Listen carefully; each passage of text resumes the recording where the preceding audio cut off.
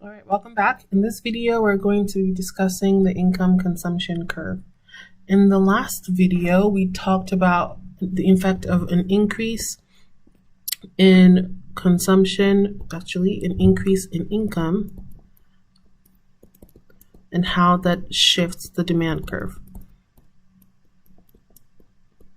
But we looked at the inner workings of this shift in the demand curve through the consumer's constrained optimization. Okay, so in this video we want to talk about that income consumption curve. As you can possibly imagine, we have kind of been hinting at this, right? So it relates to these points here, right? The optimization points for the consumer as the income increases. So we see that there is, if we connect point A to point B here, remember point A and point B, the consumer is choosing the level of happiness, that the highest level of happiness that they can afford, right? When we say they can afford, our budget line shows us that point, right? Those points that they can afford.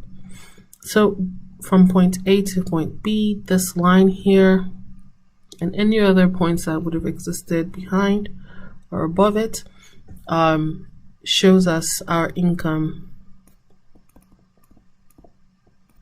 consumption curve.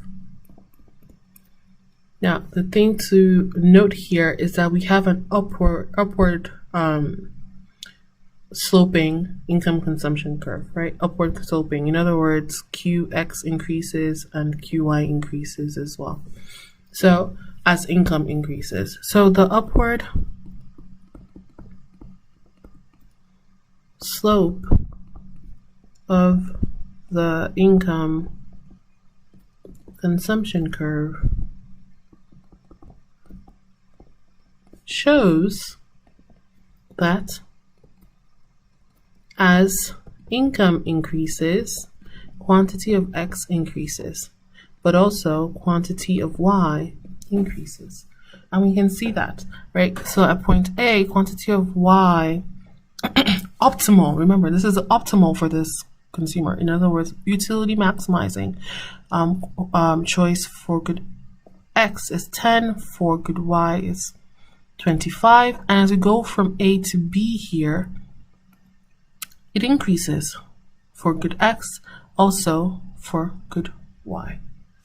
Right? That's what that upward sloping income consumption curve shows us. Hopefully this was clear for you. If you have any questions about this, let me know.